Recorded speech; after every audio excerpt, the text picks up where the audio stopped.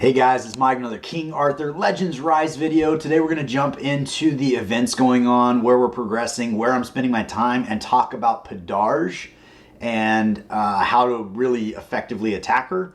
Although I don't know I have the best advice because I'm only on stage 4. We're also going to jump into Lake Avalon, do some relic pulls as well as some other summons and see if we can get lucky today. I believe we have a couple pitties that might hit today, which will be super fun. So looking forward to getting into that. But if we take a peek at the events going on in the game right now, my priority has been kind of doing the Gorgos raid bounty because it ends first. So if we check out the Gorgos piece, the rewards over here, I have 2 more tiers to hit to get these extra pieces as far as that goes. And this is helping me push my account along as well. If I was kind of maxed out, it would probably spend less time in here just because the golden experience aren't as valuable. I have plenty of people to build, so the golden experience is extremely valuable. And I did recently finish my team that can beat Gorgos 10 sometimes. So I've been farming on Gorgos 10, probably about a 40% success rate, but it's kind of nice when you don't get punished for trying it, because you can just leave it on auto and just, you know, when you get it done, which is kind of cool. So once I get to this 8,000, I'm gonna move over to some of these other challenges. But as far as the events going on right now, you got the Charlotte events, got another 10 days on it. That's going through that event dungeon. I have not been able to progress that far. I got capped out, I think, on level 7 of the 2nd chapter. Obviously some opportunities there, but I do have 10 days to get into there. On the event, I think this is just for polling her as far as the upgraded summons for 10 days. Stamina event, I have completely finished, 3 days to finish it, but I did get all those juicy rewards, which have been greatly beneficial. On the clan activities, I'm a little bit behind because I keep jumping out of my clan to see if there's space in the ash holes. Ash buddy, I'm looking to join your clan.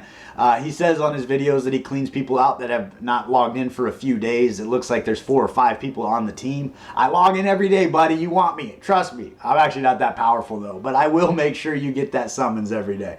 So been kind of poking in and out. Unfortunately, the only way that I've found to actually leave a clan or to search for a clan is you have to go into clan members.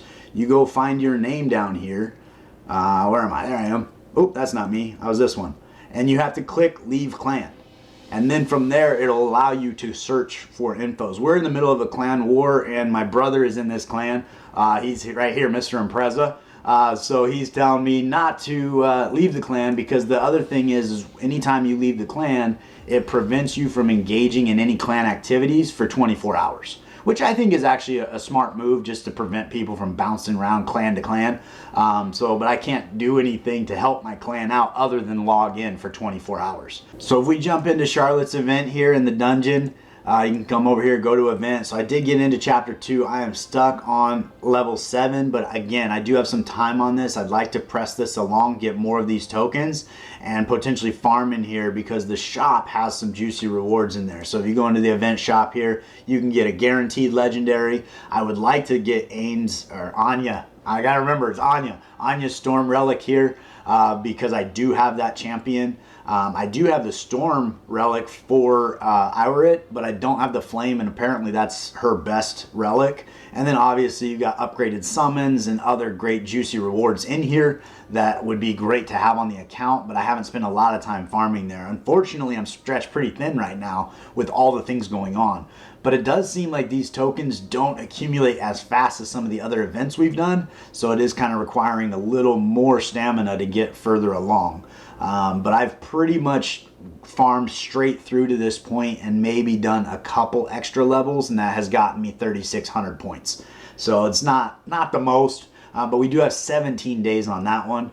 So that's a little less of a priority. If we go into PODARGE's Sanctuary, we only have 10 days on that one. For whatever reason, you can't get to PODARGE's dungeon from there, so you got to move over here and come down here. But there are new gear sets down here that I think are going to be fantastic. I can only get 2 Sanctuary 4.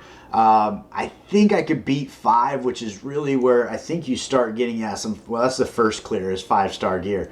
Right now I'm getting 3 and 4-star gear inside of here, so I don't want to spend a lot of time farming this until I can get to 5-star gear at least. And that way, like, I'm using all that stamina, I'm actually getting a chance at getting some gear that is gonna better my account. If you go into PODARGE, the strategy that I have come up with is basically you wanna bring in AoE damage and you wanna focus on all of the ads. Because what happens with PODARGE is she actually is really hard to hit. She has a lot of buffs on her, and it's really hard to do damage on the guardian, or on the champion, on on the boss. That's the word I'm looking for. So when you get to her, you don't want to focus your energy on the boss. I go and click on the ad with the lowest health. And like, we landed defense down right there. We're gonna attack that ad there. So the faster you kill these ads, she actually takes portions of her health to revive them. So you need to kill, at least on stage 4, approximately 18 to 20 of these ads in order to kill PODARGE. So she is gonna basically, as soon as I do finally kill one, so that died, and then we got a huge chunk of health come off right here. But you can see all these buffs stacking up here. Burn off, I'm trying to remember to see where we're at here. We go over here, you got all these buffs stacking up where crit resistance and damage taken is less 80%. So everything you're doing, she's got dot immunity. There's not really a way to do damage on her directly. So bringing in a single target damage dealer is not the answer. You want to go through and you want to kill as many of these ads as fast as you can, and that's going to be the difference. So right now I've brought down 3 of them. You can see her health is just chunking down. There goes 4. Come over here, they're at the lowest health over here. And I find that if I actively click on the person with the lowest health, I do have a higher success rate because I'm killing her just a little bit faster. And towards the end there, it gets significantly more difficult. The other uphill battle I have is on higher levels, bringing Cormac in with Frost. She does extra damage against Frost champions, but he is my big AoE damage dealer. So unfortunately, he's what I got. So I am working on Charlotte, and I do want to do a video that compares damage between Charlotte and in my recent pull of Bedivere, as well as Cormac, just to kind of see if they are actually comparable in the damage they can put out, or if one of them clearly stands out. The struggle is my Cormac is Chivalry level 10, whereas Bedivere and Charlotte are Chivalry level 0. So it's not exactly a fair fight, and then building them, putting the same gear on them may not make sense because of the way their builds function. You might need to build them kind of strategically, and then it's kind of harder to test them to see how comparable they really are. But over time, you're going to go through, you're going to get these guys done. Once I can get to at least stage 5, I will spend a lot more stamina here going through PODARGE while this event is going, because there are some juicy rewards. But I'm going to go ahead and cut away now. I'll bring you in at the end when we do kill her. It looks like we will have success in this battle, but you can see she is slowly working on my health, and my healer Nika is not able to keep me topped off. So the longer this fight goes on, the less likely it is that I'm going to win. So I do need to get through this fight as fast as possible, and targeting the person with the lowest health seems to be the way to do that. All right, bring you back in here. We're about wrapped up. We're going to kill out this ad right here, and that should take her down. So as you see, we earned 300 points for that clear. That was 3 times on the stamina there. And you get pretty good rewards for farming, or for forging, and then I'm looking at 3 and 4 stars. So this piece here is probably the only one on my account that is really even worthwhile. So until I get to that stage 5, I kind of want to not use my stamina here because I'm really just almost wasting it. So I really need to build a team that can beat stage 5, and then I'll spend a lot more time in that space. So yesterday I progressed as far as I could go through the Forbidden Dungeon, but unfortunately I did not get the pedestals needed to awaken my Cormac to the final level. I need 5 more. I do have the statues sitting there waiting for him, so I am very excited to get that done. But I have been working very much on my Bedivere to get him dialed in. So he is 6-star 60. We've got that all maxed out with the level up and the advance. We're working on his awakening, but I do want to use those pedestals over on Cormac before I start working on a new champion. We actually got 2 rolls in his level up on the Veteran's Valor, so I think that was a pretty big win. We do need to stack up some of these talismans. And then Chivalry, we're obviously Chivalry level 0. I did jump into his relic. It seems his Frost relic is a very strong one, so I started upgrading it as well as bringing his levels up. So it is 6-star on the advancement, but I need to get it all the way to 6-star 60. Have not started awakening it yet. And honestly, this is probably the biggest opportunity on my account right now is awakening relics, because I really have not spent any time in the Stormcat? I don't even know what the dungeon is. What is his name? That's how much time I've spent in it. Shrine of Storms. But this is where you go to get those crystals to awaken your relics. But from what I understand, to really progress in Shrine of Storms, what you need is that Morgan and Sergius combo and keep the cat from ever taking a turn. And you can progress right through straight to 10. And so I don't want to, again, burn a bunch of stamina in here if I'm not getting the best rewards. So one thing on the Bedivere front that I thought was pretty fun, I never realized that he is missing an arm. So he must be an extremely good warrior to lose an arm in battle and still be an amazing damage dealer, or he's not a very good warrior because he lost his arm, which, you know, if he was that good, he'd probably still have that arm. But anyways, it's funny. I've been watching his animations, everything, never noticed he only has one arm, which is kind of funny. But I think it's kind of cool at the same time. It's just a unique aspect of the game where you got an amputation going on here and he's still out there fighting. I have also been working on my Charlotte, got her to 5-star 50. I do want to get her outfitted to 6-star and do a kind of a guide on her, build her a couple different ways and see how she works. From what I've been seeing out there, Scratch just put out a great video about it. You almost ignore the fact that she can revive herself, build her with crit damage and crit rate, and that seems to be kind of the better build for her, because when she revives, she loses the ability to crit, and so the crit damage and crit rate go away. So if you want to build her where she's going to die quickly and then be a part of your team, you can avoid the crit rate and crit damage on the build, which will help you with the stats you're trying to achieve, because you don't need to focus on those. But she seems to do more damage with crit damage and crit rate prior to dying. So it's like that part of her kit may or may not really be worth focusing on. But she seems to be a pretty respectable damage dealer, and she is a different affinity than Bedivere and Cormac, who are both Frost, which is not going to help me get through that new dungeon. Part of me feels like when I get her 6-star 60 and built correctly, she's going to be the reason I can do PODARGE 5, maybe even PODARGE 6. But it's going to take a little bit of resources and some focus on that end. All right, let's take a look at what we can summon today. So I would like to go for the Storm Relic for Anya, just in case I don't have to buy it in the other one. I only have 8 of these, but if I click over here and come in a source info, I can find out where I can get them. In the Clan War, I can't get them because I haven't been able to participate in Clan War, but they are in there. I just don't have enough tokens because I've been trying to get in the ash holes. Come on, buddy. I'm looking forward to it. And then the other spot you can get these guys is going to be in the Clan Shop, which unfortunately I am going to buy 2 of these, but I am trying to stack up my 15.5 to get Florentine's Flame Relic. Not Florentine. Florentinus. I keep calling him Florentine. Sergius is Flame Relic is the one I want. Sergius, I don't even have this champion yet. Although I hear he's actually a pretty good champion, so I'm looking forward to picking him up in the arena shop as well. But we are going to buy 2 of these just to get that 10-pack going on the Storm. And then we'll jump into the Frost. I don't think I found anywhere where I could actually buy the Frost relics right now. So we have the arena shop and the Clan War. So in arena, I could actually buy 110. You know what? We're going to do it. We're going to do it. Not advised. It's 210 tokens. It's setting me back. Although I do already have Sergius, it'd be good to continue to buy him, start getting his chivalry up. I am also looking to get Florentius probably before I start working on the chivalry from Sergius, but Sergius is definitely the priority, and now that he is on the team, I can kind of splurge a little bit in places. I could also buy some of these guys depending on what I need. I've got quite a few. Oh, that's so tempting to get those 5. I don't know. I need discipline. I need discipline.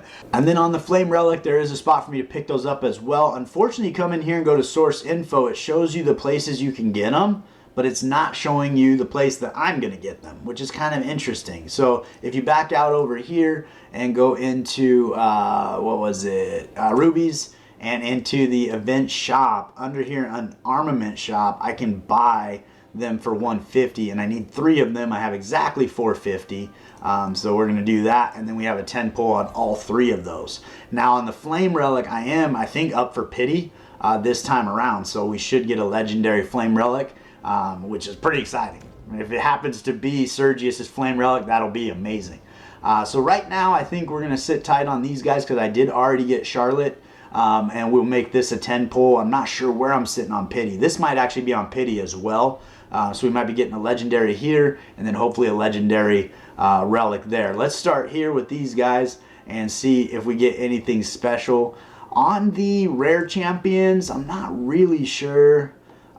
Kay Flame, I think her Storm Relic is her best, but I think that is actually new for me. But we'll jump over here into Lake Avalon, into the Storm Relic. I was sitting there looking at my Pity going, 55, that's crazy, because all my other ones are really low. I forgot, I actually hit a legendary Storm Relic for Iorit, which I don't have Iorit as a champion, but I did get that pull, so it did reset my Pity. So we're pretty far from Pity on the Storm Relics, but we'll give this a shot. Maybe we get lucky again. Anya is really where I would love a Storm Relic, as well as Morgan. I think both of their Storm Relics are pretty strong. We didn't get a legendary, but we'll work towards that Pity system. Let's see which ones we did get. We got Wreck-It Ralph over here. That's new. Got a new one for the Moving Brain guy and Arthur, but we already had Arthur. So pretty good pull. Two new relics. That's pretty solid. I can't complain too much there. We're going to jump over here. We're 20 away from Pity, so this 10 pull is not going to do it for us, unfortunately. But the next one will. Although we might get lucky. We might get lucky. Look at, I just admitted defeat right out of the gate. We might. I knew it was blue. You got to talk a little trash, and that'll usually get the game to work in your favor. I don't know if that's true or not. It makes me feel better. Okay, so Accolone is somebody I do want to build for the Frostbearer with his heal interruption. I don't know if I think the relic that he comes with is the one you need. And we did get Jared's Frost Relic, so we've been looking for that for a while. That way he's positive affinity against Gorgos. That'll be extremely helpful now that I'm farming Gorgos 10. He does, when I do fail, he does end up dying. So this will mitigate a lot of the damage that he's taken because he's actually positive affinity now. So that's a silly thing to be excited about, but it is a very exciting pull for me. And then Flame Relic, here we are hitting Pity with this 10 pull, so we will be getting a legendary, maybe 2? Can we hope for 2? I don't know, that seems a little greedy, but we didn't get any in the last 2, so, and I have yet on this account to receive 2 legendary pulls in a single 10 pack, so it could be, we got a rare and we got a legendary. Let's see what we got. I do recall the animations for the relics are a little lackluster, but I do still want to go through the process and see. I got Excalibur for Arthur. That's the one you start with. Let's see here. It's coming in. I think it's going to pop up. I'm not even going to notice it. There we are. And it's Morgan. So that's the one she starts with, unfortunately. So that is not new on the account, but we can sell it and start saving up towards those relics that are in the shop. All right, let's jump into the normal summons here. I've got 32 of these guys. I'm really just trying to get chivalry levels up. Any rares are a huge win, but even right now on the common and uncommons, it is helpful just because I'm getting those hey, I got a rare. Getting those champions to their max chivalry. With that, you're once you have that, now you're starting to sell. Like here, we're on level 9. Then all of a sudden, I'm selling all of the champions I pull in that category, and it's starting to stack up those a little bit faster. Nicholas is, man, he's down here at 1 chivalry. He's probably one of my worst champions as far as that goes, but I don't know that anybody's really using him, so that could be why. Hey, we got another rare. That's pretty good. I missed the blue animation on the first one because I was so used to it happening, but let's see who we get in this 10 pull. We got Wreck-It Ralph over here. He's on 2 chivalry, so that's pretty good.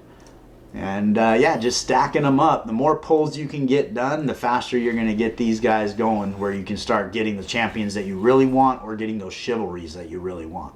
So we jump in here. We're looking good. So that's perfect. 30 more champions to go through and hopefully increase some chivalries. All right, as we move over to the special summons, we are going to hit Pity. We're going to complete this 10 pull, get this legendary on the account. pretty excited. I still would love a Guinevere for Master of Apocalypse.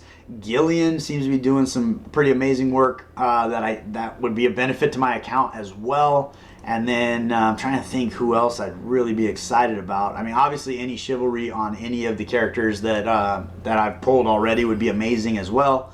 Vivian, I think, just entered this pool, and she pairs really well with Charlotte, apparently. So that would be an awesome pull as well. We got 2 rares plus a legendary, so this would be pretty good. Tap to continue. Gillian. Here we go. That's it. The Power of the Sun. She's new for me. Oh, he's new. That's Gawain. I have heard there's a team where Gawain can one-shot the one of the bosses, depending on how you build him. My guess is I don't have the gear to be able to do it, but now that I have the champion, I can actually look into it and see if, it might be a specific relic I need plus gear, but pretty cool. New to the team, so very excited about that. Take him all day long. Welcome to the team, Gawain. We'd love to have you. So that's 1 more legendary on the account, so I'm stacking them up pretty quickly. Rosier, I've been working on her a lot with her Flame Relic. She is absolutely destroying. She is the reason I was able to beat Gorgos 10. I brought her in instead of Anguish. And with her Flame Relic, she does a lot more. She probably lands an extra dot or 2 every turn than Anguish does. So it definitely helps out and speeds the runs up a lot, so it's pretty good. I am going to hold on to the rubies because I do need 2,000 to do the Champions Pass at some point. By the time the end of the days roll around, I'm going to want to buy that. So we're going to hold on to those rubies for now. We're going to enjoy Gawain on the team, and then we're probably going to buy this towards the end of the month. Right now it's funny because I look at it as like, oh, it's not a great value because there's not that much stuff I get. But as you scroll over towards the end of the month, it feels like it becomes more and more valuable, and then you get that legendary, and that's probably the part that really gets you going. So that might be a staple on the account. I'm going to, we'll see. We'll see. I try to keep my spending curbed if I can. Alright, so we take a quick peek at Gawain and his kit. The first ability here on the passive, he has a 100% chance to gain Night of May for the rest of the battle if the weather is day, and also if the weather is heat. And I'm assuming these stack, and it's 5% extra attack percentage. So, I mean, not super great, but it's something. And then a 50% chance to gain hit accuracy for 1 turn. So that's on his primary passive ability. When using skill 3 on his second passive ability, he's got a 100% chance to change the weather to day and heat. So that'll activate his first passive once he uses his skill 3. Probably don't want to pair him with Morgan or Turin or any of your night and rain champions because you want to build a daytime champion or a daytime team as well. That'll probably get him the most effective. And then at the start of battle on his third passive, you get a 100% chance to gain Blessing for 1 turn. Now this one seems pretty good. It makes you immune to debuffs and debuffs. I said it again, debuffs. It makes you immune to debuffs. I don't think that includes dots though, because they always separate dots as a category. So damage over time, I think, is its own category. So, but it would take away his immunity down or defense down, all that stuff, slow speed, and then abnormal status as well. So your stuns, your freezes, your silence, your binds. Man, there's a lot of abnormal statuses in here. But it does make him immune to all of that, which is actually pretty cool.